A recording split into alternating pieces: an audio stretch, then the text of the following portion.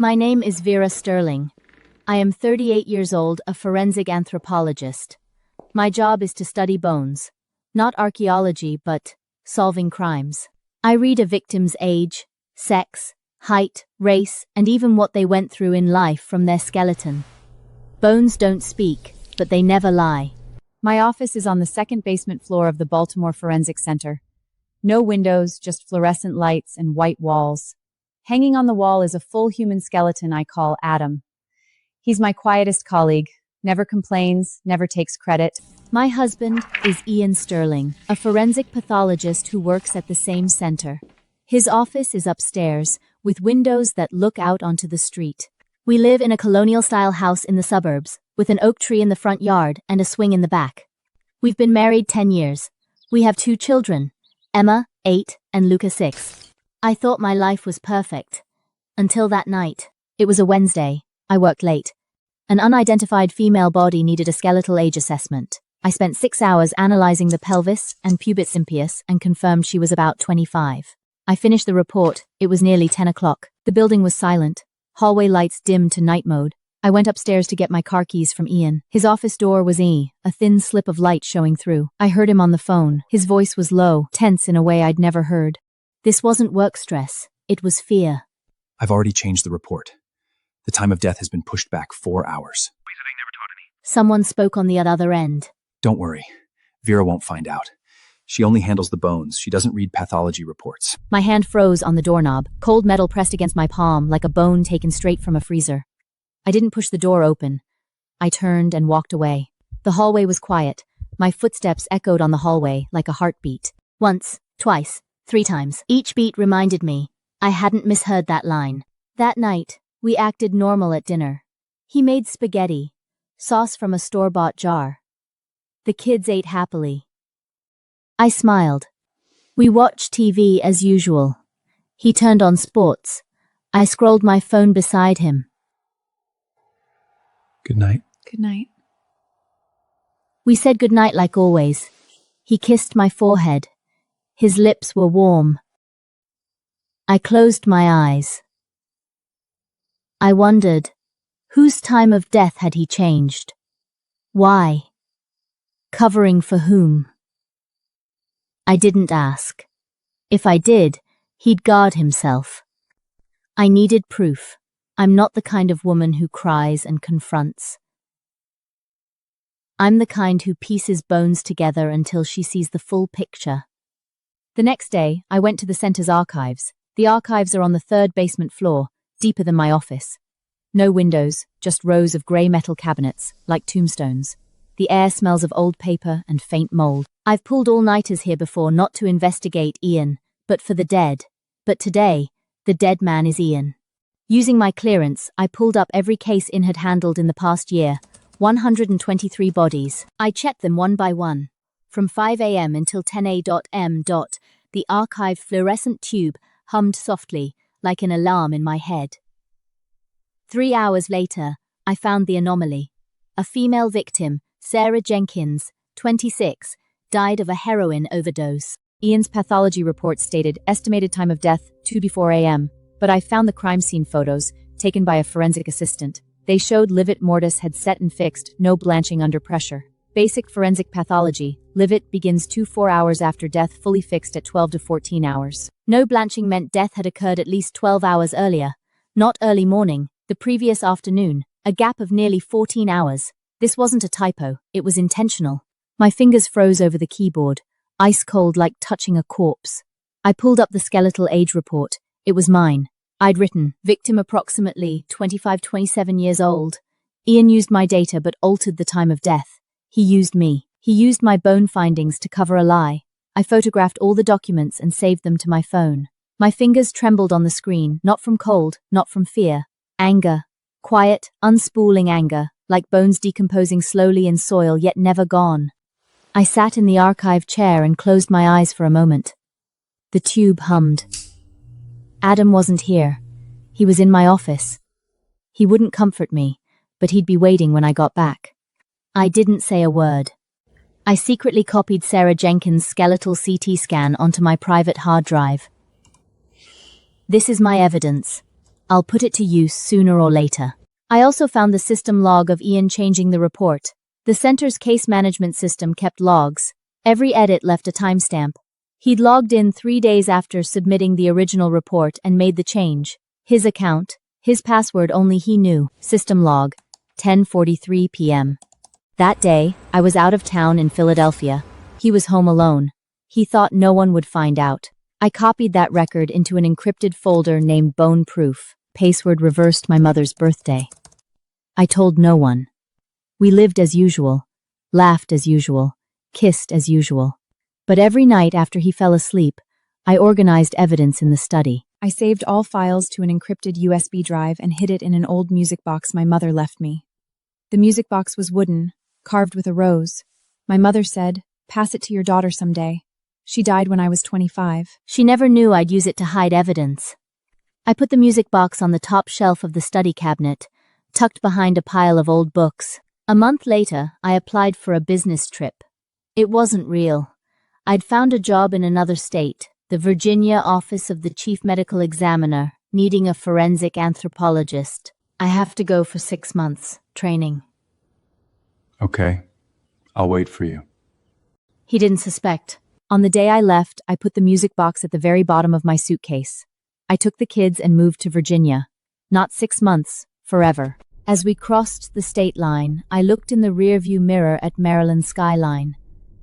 Baltimore's outline blurred in morning fog like a fading dream. I thought, I'm never come back. But I will return, another way. I started my new job at the Virginia OC. No one here knew me. No one knew who my husband was. My colleagues were friendly and didn't ask where I came from. They only asked, "Can you read bones?" I said, yes. They believed me. By day, I identified skeletons. By night, I kept digging into Sarah Jenkins' case.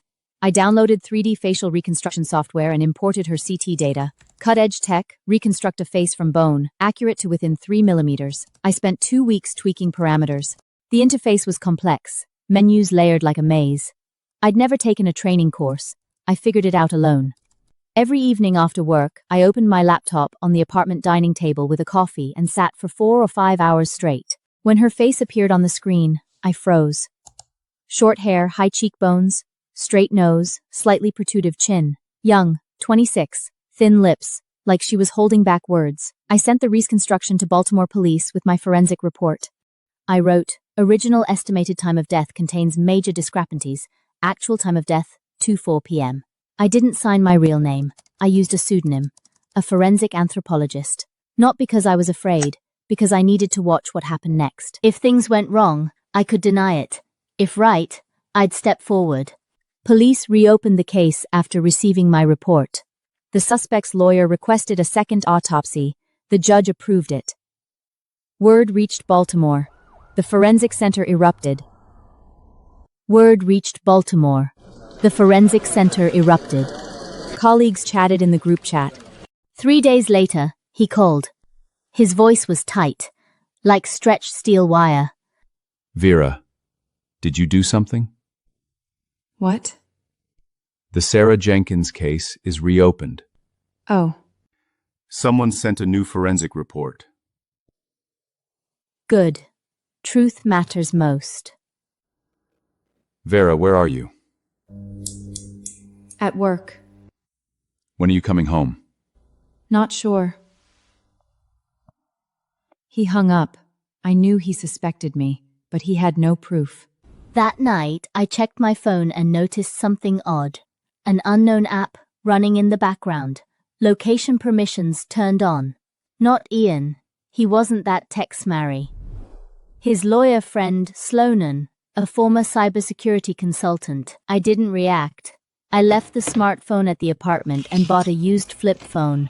No GPS, no app store, only calls and texts. Cost me $20 at a gas station. I kept working, kept gathering evidence. I knew the storm was coming. A month later, the court summoned me as an expert witness, by my real name. 3D facial reconstruction required a signed expert statement, and the signature had to be genuine. I agreed. On court day, I wore a black suit. Bought 5 years ago, sleeves a little long but it felt like armor. The courtroom was huge, marble walls, high ceiling, like a church. The gallery was full. Ian sat in the third row. His face was ashen, eye sockets sunken, stubble unshaven. He wore a dark navy suit, tie pulled tight. His eyes locked on the witness stand. On me. The defense attorney was a middle-aged man with wire-rimmed glasses, speaking fast, like a machine gun. His first words standing up. Mrs. Sterling, your findings contradict the original report. How do you explain that? The original report was wrong. Whose error? Forensic pathologist Ian Sterling. Ian shot to his feet. He slammed his fist on the table, eyes blazing with fury. The sound echoed across the entire courtroom. The judge banged his gavel. He sat down. He stared at me. Something in his eyes, not hatred. Fear. Because he knew I had more evidence.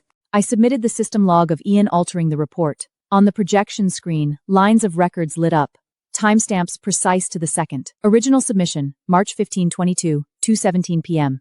Edit record, March 18/22, 10:43 p.m. User, Ian Sterling. Change. Time of death revised from 2:04 p.m. to 2:04 a.m. The defense attorney asked. Mr. Sterling, why did you make that change? A typo. A typo does not create a 14-hour gap. Mrs. Sterling, do you have further evidence? I presented the skeletal age assessment from the CT scan, projected large.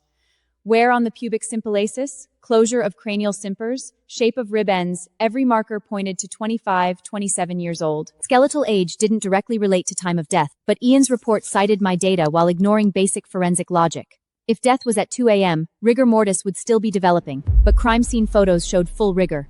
Contradictions form a chain. Ian Sterling, have you anything to say? He lowered his head. Lips moved, but no sound came out. The judge ruled his original autopsy report invalid and ordered a retrial. Defense counsel immediately requested a second autopsy. The judge approved. Ian was suspended pending investigation. He walked out of the courtroom without looking at me. I didn't look at him either, but my hand shook on the witness stand the whole time. Not from cold, from the crash of adrenaline, my body remembering what it had been through. Outside the courthouse, sunlight stabbed my eyes. I took a deep breath. Air smelled like coffee, car exhaust, freedom. But I knew it wasn't over. Ian's silence in court was not guilt alone. It was proof that powerful people would always choose to cover their mistakes rather than admit them. I stood in the daylight, finally unchained from his lies. I knew the real fight was only beginning. I went to Ian's office, officially to collect personal items. The lock hadn't been changed. His password was still the kid's birthday. I typed 2/25 Christmas, Emma's birthday. The door opened. The office was quiet. His coffee mug still sat on the desk. Leftover coffee dried to a brown film at the bottom. A stack of papers beside the monitor. On top, an unfinished paper on cardiac arrest pathology. He'd never finish it now. I opened the drawers. Went through them one by one. Stationery. Charging cables. Old business cards. The bottom drawer was locked. I tried his birthday. No.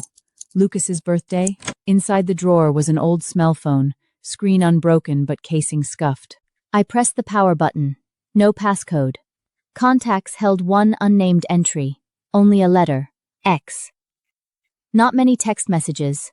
Latest, 3 months prior. Report changed. Previous. Payment received. One before that. There will be another. I stared at the words. My hand shook. He wasn't alone. Someone was behind him. I didn't react. I slipped the phone into my pocket, locked the drawer, and left. I hired a private investigator. A retired cop named Maurice. 60-something, white hair, a bit of a belly, but sharp eyes. 30 years as a Baltimore homicide detective. Seen more people than I've seen bones. I sat in his tiny office for a whole afternoon. Walls covered in awards and old photos. He listened, lit a cigarette, took 2 puffs, and stubbed it out. You sure you want to dig this up?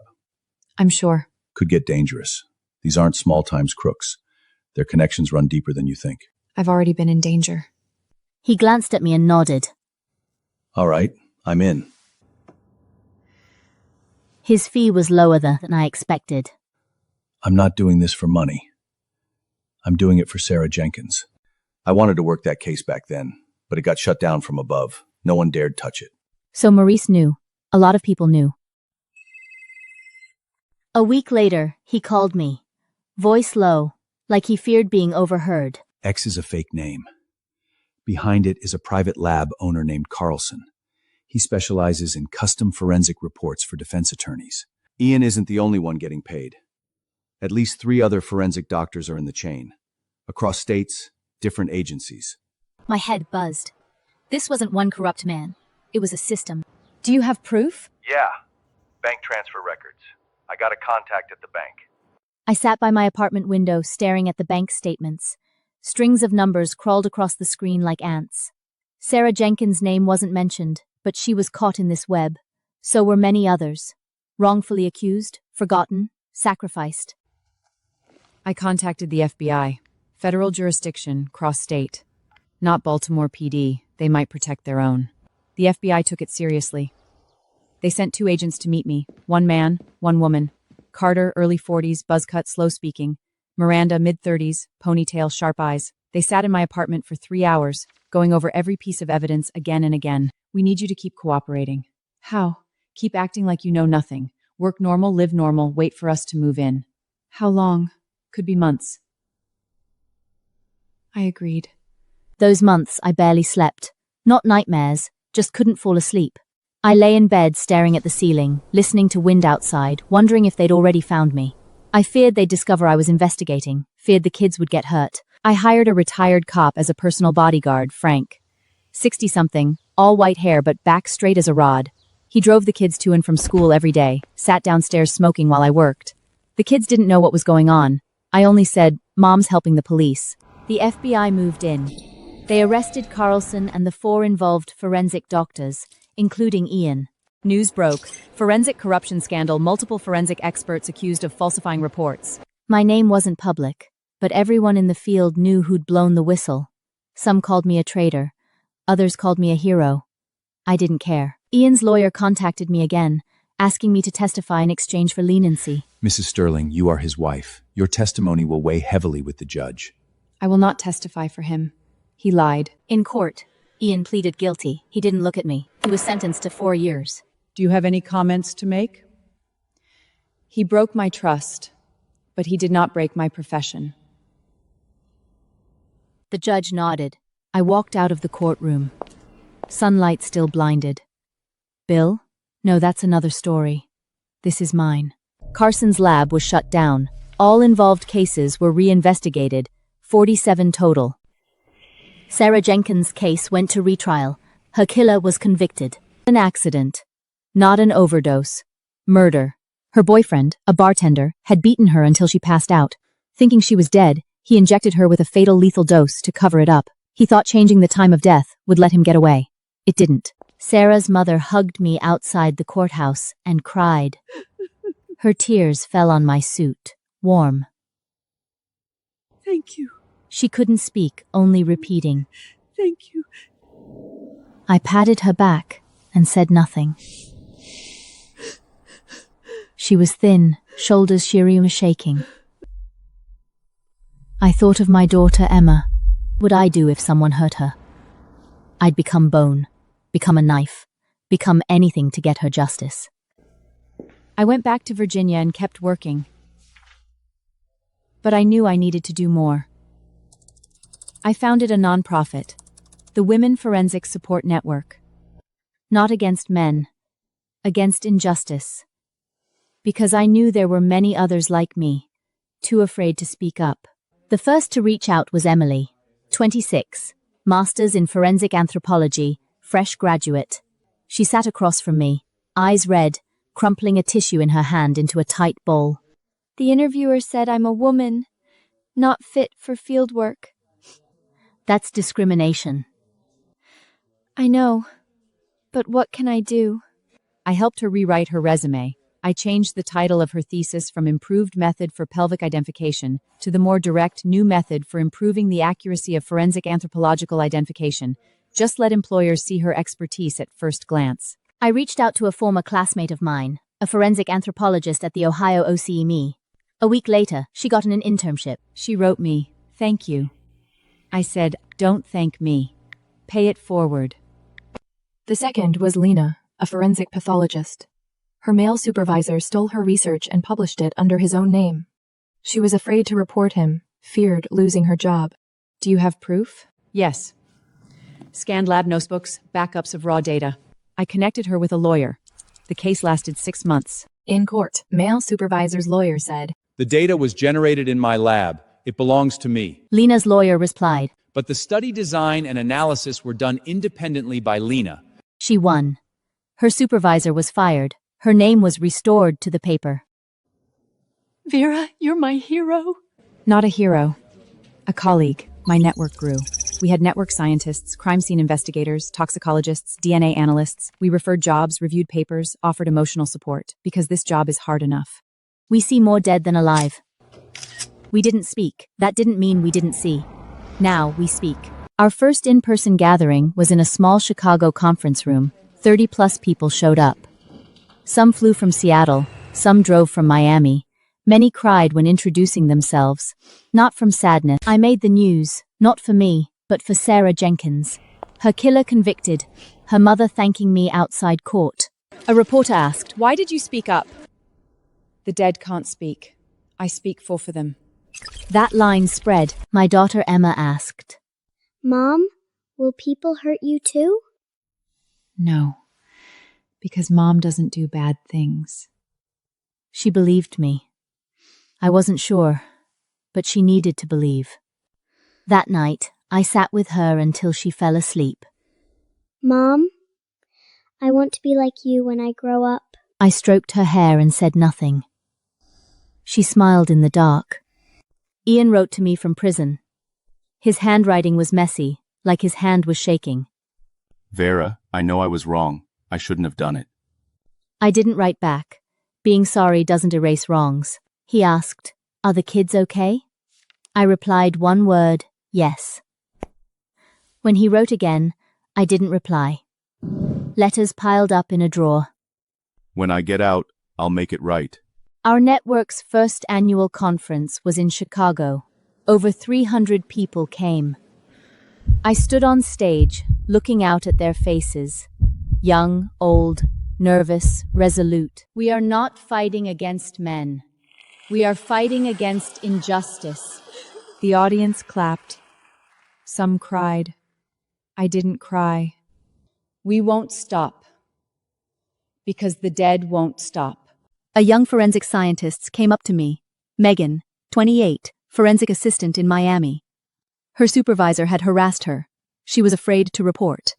She is afraid of being expelled and of being talked about by others. He harassed me. I didn't say anything. I was terrified at the time and only pretend nothing had happened, silently enduring it. Do you have proof? Any record that can substantiate his conduct is acceptable. Yes, I recorded him.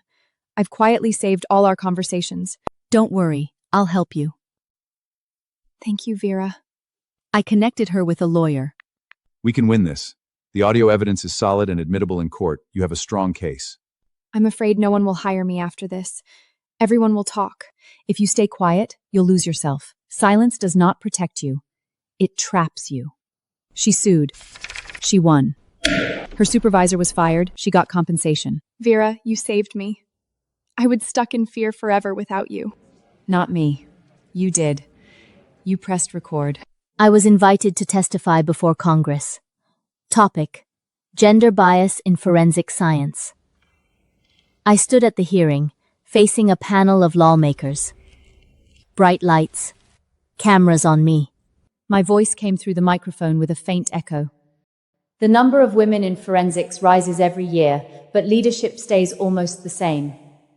We need more female directors, more female professors, more female expert witnesses. What do you recommend? Anonymous peer review, anonymous hiring, anonymous promotion. Take names out of bias. He wrote it down. I didn't know if it would be adopted, but I said it. Outside the Capitol, the sun was bright. I sat on the steps, looking at the Washington Monument, white spire piercing the sky like a bone. I thought of Ian. Now I was alone, but I wasn't lonely. I received a letter from Sarah Jenkins' mother. Inside was a photo. Young Sarah, ponytail, big smile, missing a front tooth.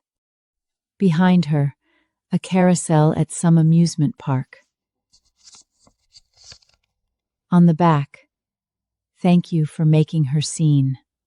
I put the photo on the wall of my study, next to other photos of victims. All women, all identified through my work. Some young, some old, some smiling, some not. They can't speak. I speak for them. That is my job. By the end of that year, my network was featured in the New York Times. Headline, Bone Truth. A female forensic scientist fight back. Many people wrote to me. Are you afraid of retaliation? I replied, yes, but I do it anyway. Ian was released early. Good behavior, 1-year reduction. He didn't come for me or the kids. He moved to another state and started over.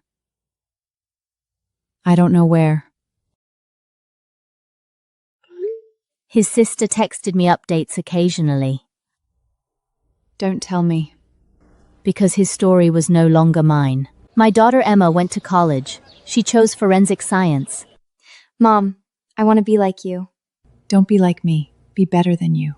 She smiled. Same smile as when she was little. The missing tooth phase gone, but the light in her eyes still there. Our network held its second annual conference in Chicago. Over 500 people came. We didn't change the world, but we changed some people. Vera, what are you most proud of? Not winning cases. That my daughter wants to study forensics. My story was adapted into a podcast called Bone Truth. Each episode covered a case, each a female forensic scientist's story. Lots of listeners. Comments said, "Thank you for showing what forensic scientists really do." I smiled. Not a sad smile, a real one. Because we were being seen. One day driving home, I heard my story on the radio. The host read the details I knew so well. Sarah Jenkins, Livat Mortis, time of death, anonymous tip. I held the steering wheel, tapping my fingers lightly. For the first time, I felt I wasn't alone. Ian is sick. Heart attack. His sister called me, voice harky. He wanted to see the kids. I said, okay. The kids went. He lay in bed. Skin and bones, hair gone. Face wrinkled. 4 in his wrist. Skin blue. Emma, Daddy's sorry. Mom said you did wrong, but you're still my dad. He cried. First time he'd cried in front of the kids. Where's Vera? Mom's at work. He didn't ask again. The kids came home and told me. Emma's eyes were red. But she didn't cry. He doesn't deserve it.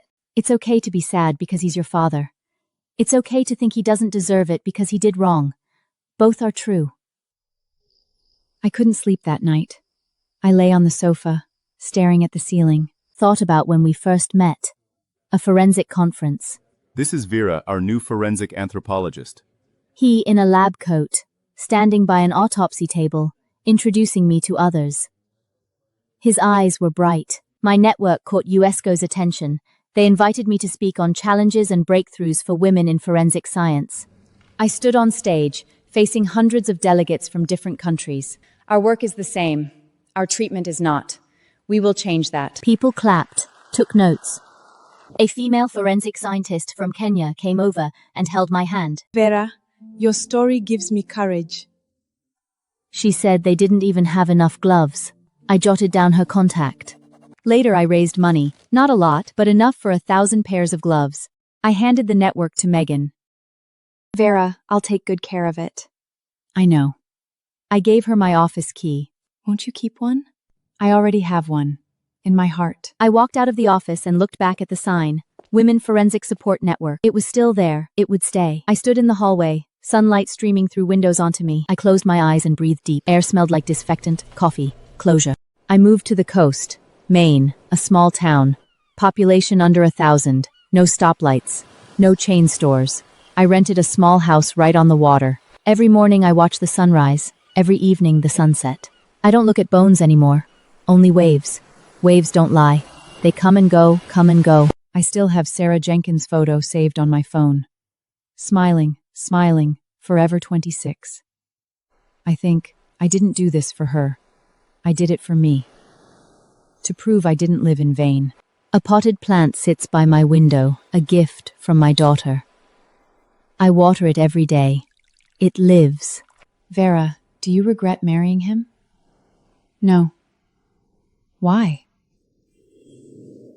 Because he gave me 2 children, and he gave me the courage to stand up. I sat on a beach bench, watching a distant boat. Small boat, big ocean, I thought of Ian. He left first. He loved the ocean too. I came alone. My network has branches in 20 countries. We've helped thousands of women forensic scientists, from the US to Kenya, Britain to India. Some became lab directors, some professors, some best-selling authors. They write to me, Vera, you are our beacon. I write back, you are your own light. I don't know how long light will stay on, but I'll keep it burning. Every day I write one line in my journal, still alive today. Not pessimism, gratitude.